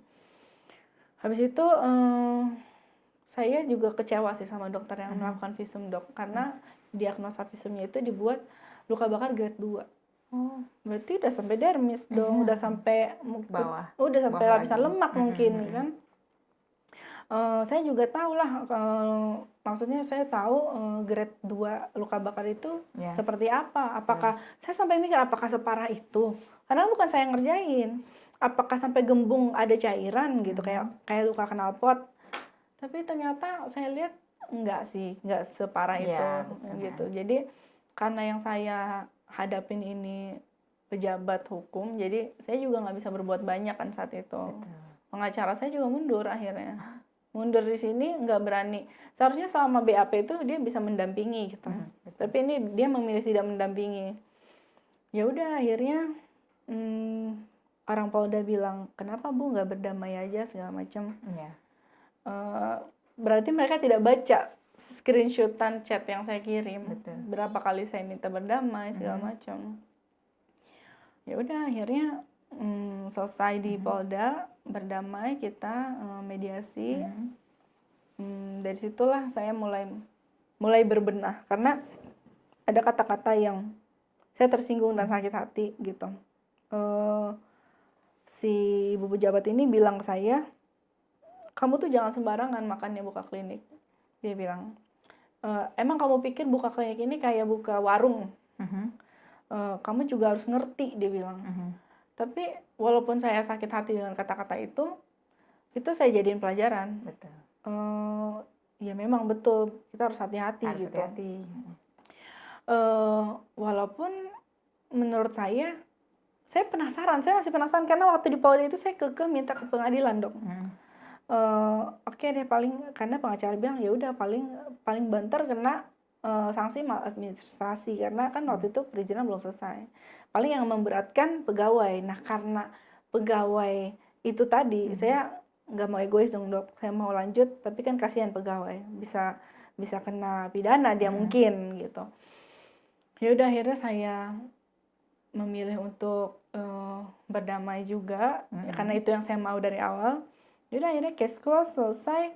Dari situ saya berbenah klinik, mulai pakai inform consent. Sebenarnya kemarin pakai inform consent, Dok. Tapi itu tadi lah, kita menjalankan sesuai SOP belum tentu pegawai kita seperti itu. Jadi ada aja celahnya gitu ya. Karena saya kecewa saat itu dengan pegawai saya, akhirnya saya keluarin. Karena itu udah fatal banget tuh. Saya rugi 600 juta dari kasus ini. Saya nggak keluar uang ke Polda, tapi saya rugi 600 juta karena waktu itu omset saya 200 juta sebulan. 200 sampai 250 juta. Ditutup 3 bulan. Dia 600 juta. 600 juta, Dok. Udah gitu, pas saya pakai inform consent, semua saya briefing ulang, SOP saya ubah ulang, saya lebih tegas sama mereka. Selama ini saya ngerasa nggak ada bos sama jongos, tapi ternyata nggak bisa. Kita harus terlalu kendur. Betul, kita harus memposisikan I'm the boss gitu. Kapan lo temen gue gitu. Jadi akhirnya mereka mulai segan. Iya, mulai segan sama aku. Jadi akhirnya dapatlah dokter baru.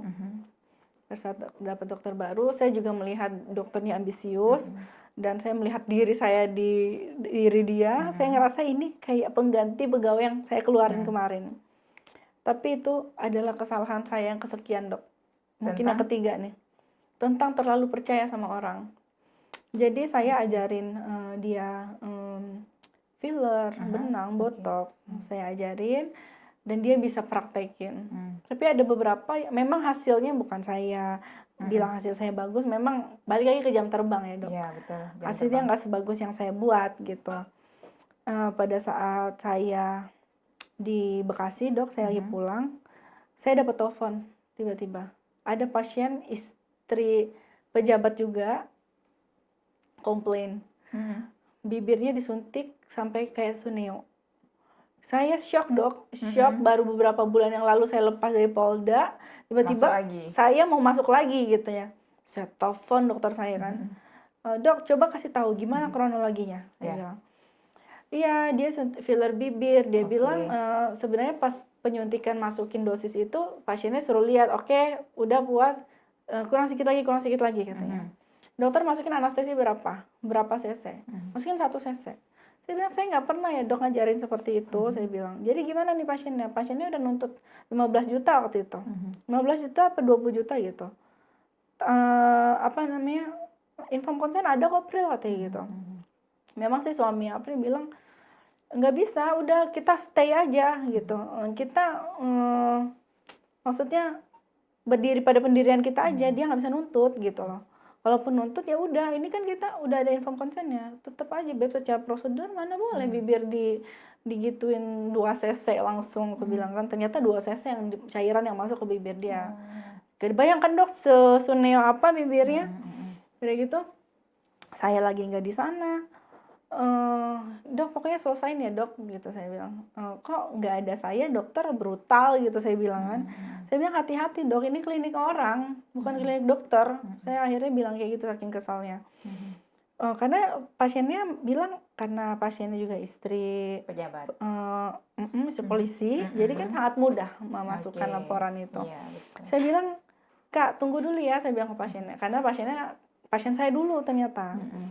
Tunggu dulu ya, kan kakak kenal sama saya. Iya April, kakak bukan mau laporin April, kok mau laporin dokternya katanya. Ya dokter kan di bawah payung klinik dok gitu, otomatis klinik-klinik juga yang harus ngadepin. Ya udah, akhirnya maulah berdamai di angka 10 juta waktu itu. Sampai saya mikir, ya Allah, untungnya saya nggak seberapa loh dari itu. Saya harus kehilangan uang 10 juta dan kehilangan dokternya. Kan nggak mau saya lepas dok. Saya lepas, kita selesai kontrak deh kalau kayak gini. Saya nggak bisa. Dan itu kejadiannya udah kedua kali dok. Di belakang saya, dokternya terlalu berani ambil keputusan yang akhirnya kecele sendiri gitu. Akhirnya dokternya saya out, saya ganti dokter. Sempat kosong waktu itu 2 minggu, baru saya dapat dokter lagi. Nah, pada saat saya lagi di Bekasi itu, saya lagi musuhan sama dokter ini bukan musuhan kesel. Perang dingin lah ya. Iya, perang dingin. Saya kecelakaan kapal dok, sekeluarga. Oh iya? Di Labuan Bajo. Kapal boat? Kapal pinisi. Tepat 2 hari setelah saya kejadian itu. Saya kecelakaan kapal, ibu sama adik nggak selamat, tenggelam. Jadi handphone, semua baju, pakaian itu karam sama kapal. Saya pikir saya meninggal hari itu. Anak-anak? Sama anak-anak. Anak-anak waktu itu masih 2 tahun sama umur 4 tahun. Saya sama suami itu terjebak di ruangan sebesar ini mungkin. Kita udah tenjokin kaca yang nggak pecah-pecah. Air masuk terus. Saya udah mikir, saya sampai bilang, Bang, maafin aku ya kalau aku ada salah. Karena anak-anak aku yang umur 2 tahun itu hilang. Kan gelap nih, kejadian subuh. Kapal kebalik itu subuh. Nah, jadi pas akhirnya ketemu, anak yang nomor 2, anak yang nomor 1 ini teriak-teriak sambil minum air gitu. Karena gelap, saya cuma pakai indera pendengar kan dok. Terus panggil, saya bilang panggil terus. Saya cari di mana. Pikiran saya tuh ada di sebelah saya, tapi kok sebelah saya nggak bisa lewat ke sebelah. Ternyata saya kehalang koper besar. Kan pada ngapung semua dok. Habis itu saya akhirnya dapat dia. Saya relain gak nafas demi saya topang dia ke atas. Saya diambil suami saya, udah selesai. Akhirnya kita mikir gimana cara keluar. Ditonjokin kaca itu berkali-kali nggak pecah-pecah. Akhirnya udah hopeless, udah mikirin ini bakal sinking sampai bawah. Tiba-tiba ada yang dobrak pintu. Akhirnya dievakuasi. Pas dia naik skoci, aku udah lihat bule itu, dia berdarah dari paha sampai betis. Robek. Kayaknya dia nendang jendela tuh. Pokoknya dia cuman nggak pakai pakaian, cuma pakai celana dalam sama baju, digituin sama istrinya, bule juga. Udah gitu lagi nangis lah mereka di atas boat, di atas koci.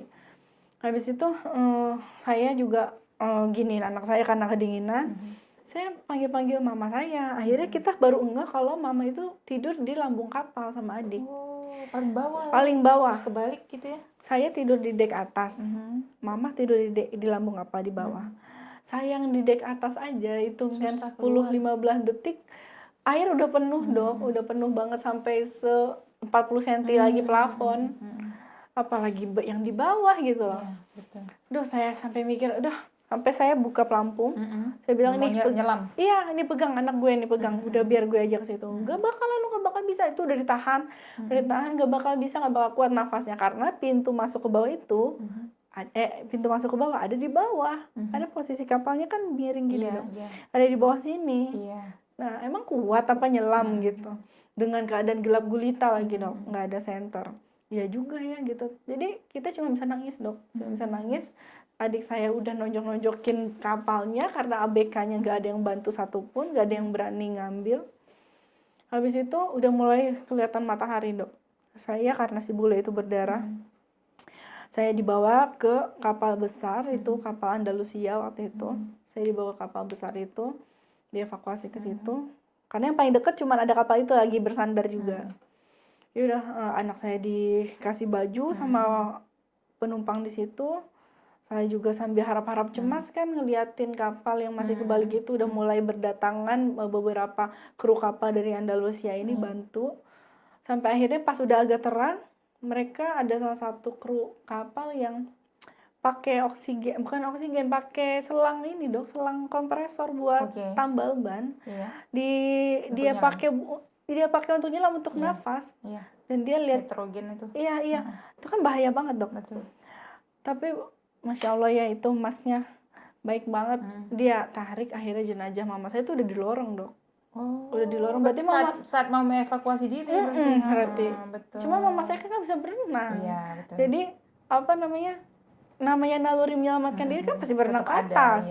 Berenang ke atas nggak ada jalan, yang ada habis oksigen kan. Kalau sekuat-kuatnya kita nahan, ketika paru-paru mau mengembang, pasti kita refleks narik nafas kan dok. Betul. Makanya pas saya lihat skoci, saya udah lemas itu dok, karena ngelihat ekspresi papa saya sama adik saya udah nangis, dan ada selimut besar warna putih digulung, saya udah black out. Saya bilang, suami saya langsung meluk saya, bilang sabar gitu.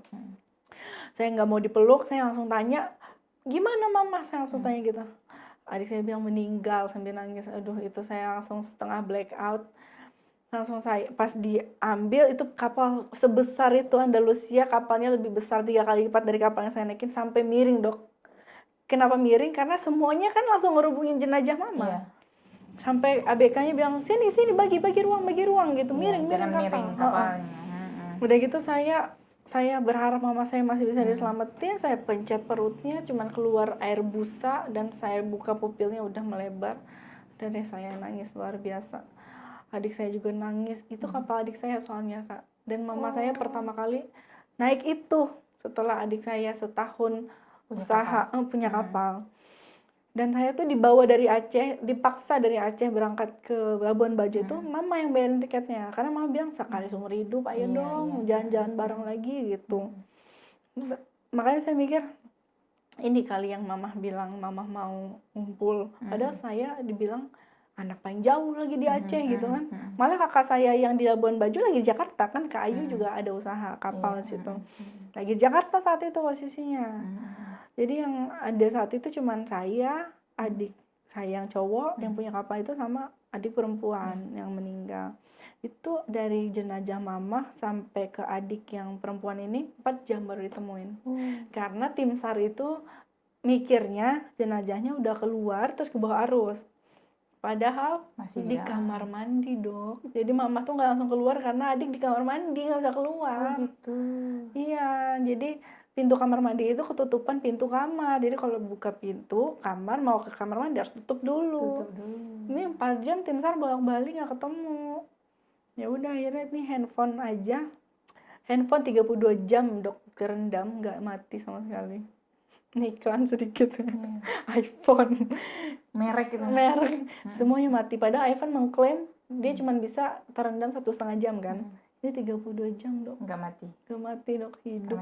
Masih ada baterainya. Masih ada umurnya. Masih ada umurnya. Aduh, padahal mau sedih. Aduh, maaf ya. Berbelasungkawa, nggak tahu ada kejadian itu. Berarti dua-dua mama sama adik yang paling bontot. Iya, adik yang paling kecil. Itu belum 24 jam dok di kapal, baru naiknya jam 5 sore. Kejadian jam 5 subuh. Belum sempat ke Pulau Padar. Belum berlabuh juga? Belum ke Pulau Padar, belum ke Pulau Komodo, belum ke Pink Beach. Kenapa? karang. Jadi semua ABK dan kapten di situ mabuk dok, minum tuak. Aduh. Nggak ada yang jaga sama sekali itu kapal. Jadi kapal tuh cuman diikat ke pelampung, kan pelampung tuh ada rantai ke bawah ya, cuman diikat ke situ. Jangkar. Iya, seperti jangkar. Putus kan kapal tuh jadi terombang-ambing.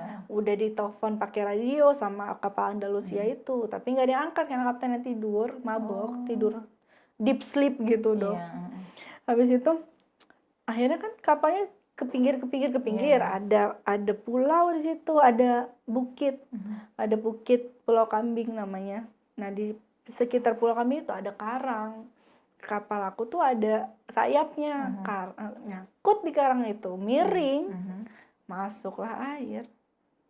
Gitu dok. Sebenarnya aku tersadar dong waktu kapal seperti nubruk sesuatu tuh langsung goyang gini, karena aku lagi bikin susu anak-anak.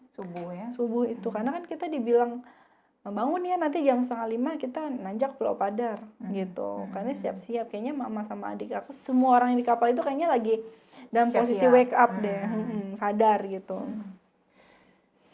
Gitu dok. Jadi akhirnya jenazahnya dibawa terbang dari Labuan Bajo ke Bekasi, Cikarang. Itu kejadiannya kira-kira berapa tahun yang lalu? 2 tahun yang lalu. 2 tahun yang lalu. Setelah tsunami, setelah tsunami. Pas COVID, setelah COVID ya? Setelah COVID. Nggak lama dari kejadian hukum yang kedua itu ya. Oke, baik. Kita balik ke situ. Berarti yang setelah proses hukum pertama, hukum kedua itu udah selesai. Udah selesai. Nah, kita mau ini nih. Untuk di klinik sendiri tadi namanya Sister Glow ya. Kalau di Sister Glow itu dia mencakup apa aja tuh? Kan salah satunya tadi ketiak, terus wajah, terus apa lagi tuh? Kalau Sister Glow sekarang sejak ganti nama ini, April lengkapin. Ada dental. Ada dental. Iya, ada dentalnya untuk gigi. Terus ada treatment fisioterapi. Untuk nyeri-nyeri tulang sendi gitu. Iya, untuk yang post op, stroke. Fisioterapi anak kayak gitu. Terus ada perawatan head to toe kayak dari ujung rambut sampai ujung kaki, kayak namanya? Numbuhin rambut dok. Suntik serum rambut. Terus suntik serum rambut, terus wajah, terus laser ketek, leher. Sulam bibir nggak terlalu ini sih. Pernah main, cuman kurang sih. Bikin bibir kering, jadi akhirnya nggak kita rekomendasiin lagi. Nah, budget. Nah, biasanya nih orang-orang kan kalau mau ke klinik kecantikan rata-rata momok di kepala tuh duluannya pasti mahal nih. Jadi malas untuk masuk, terus periksa, terus treatment. Kalau di klinik Sisters gimana? Kalau di klinik Sister, alhamdulillahnya insya Allah ya, harganya terjangkau setiap kalangan sih. Iya dok. Jadi kita tuh rate harga yang paling murah tuh mulai dari 50.000 sampai yang jutaan juga ada. Cuman rata-rata pasien keluar spend money itu di 100 sampai 300.000. Kalau yang saya perhatiin ya, 100-300 gitu. Itu lebih ke treatment wajah kayaknya ya.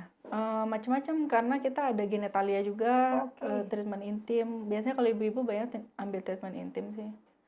Kan hitam-hitam gitu? Iya, sama mengencangkan. Ada ya? Ada dong, lengkap insya Allah. Gitu. Terus kan ada nih yang sekarang lagi booming kayaknya, infus whitening. Ada juga.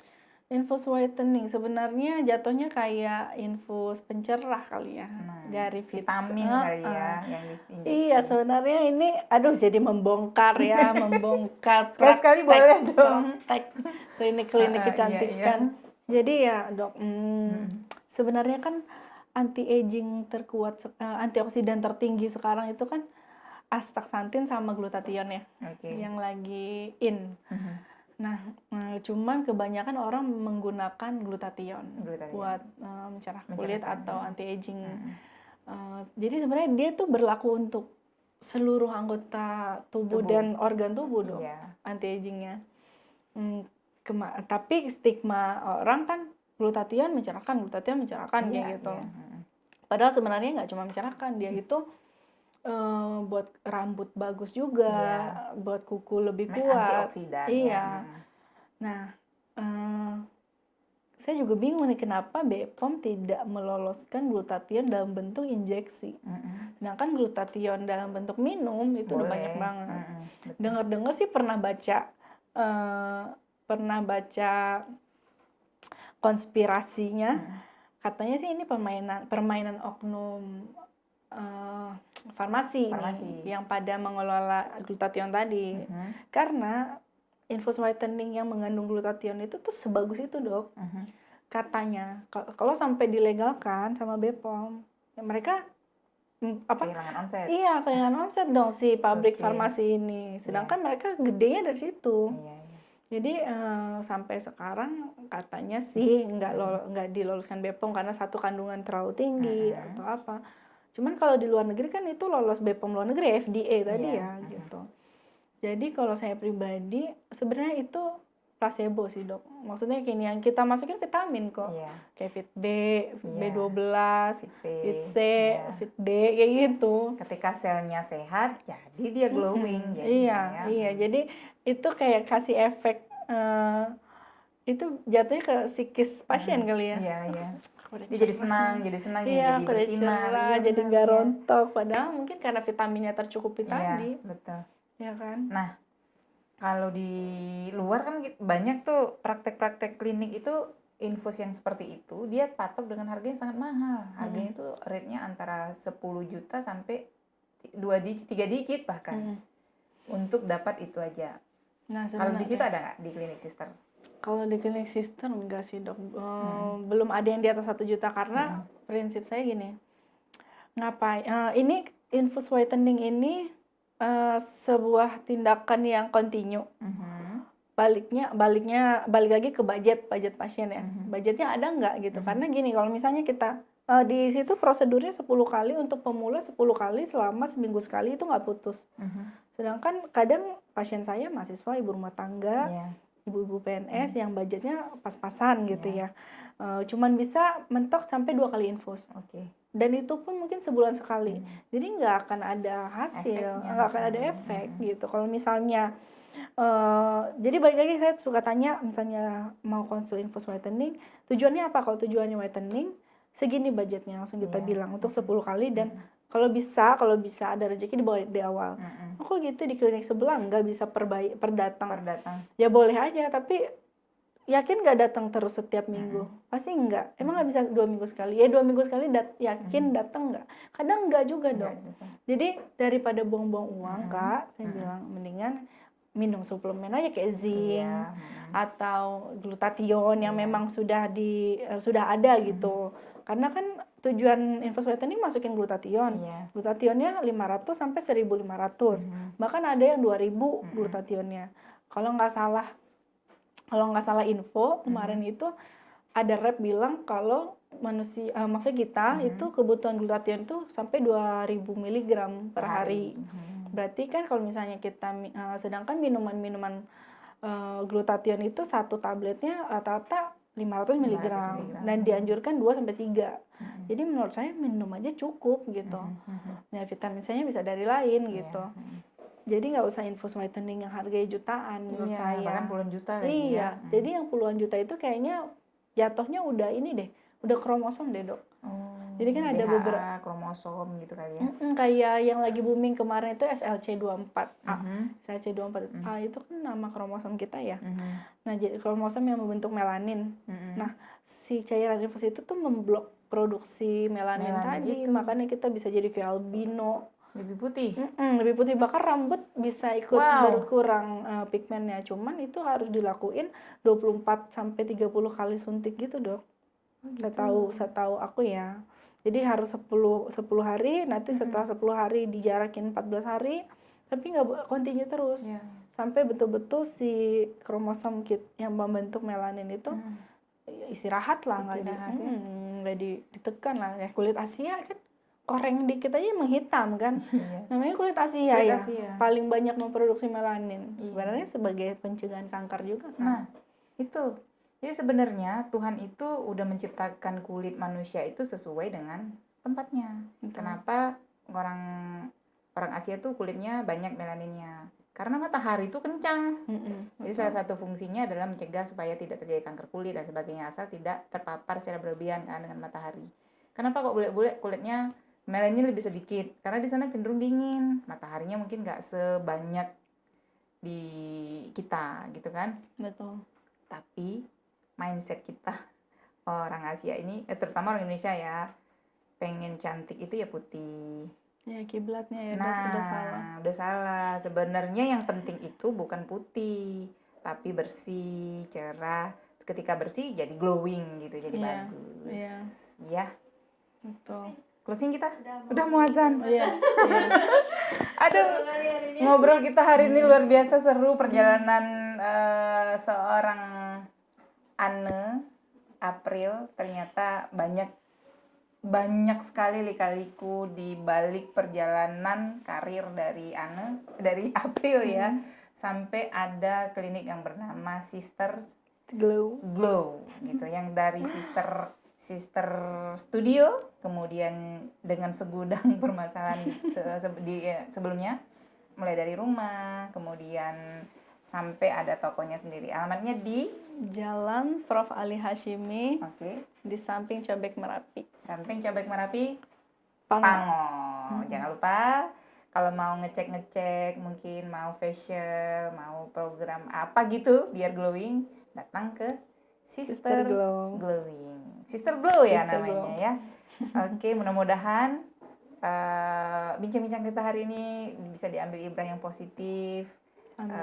Jangan yang negatifnya melulu ya gitu.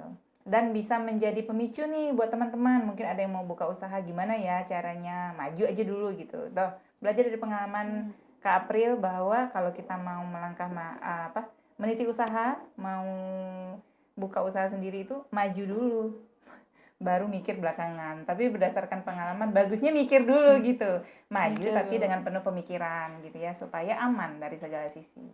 Mudah-mudahan hari ini kita semua sehat dan glowing. Kita jumpa lagi. Sampai jumpa.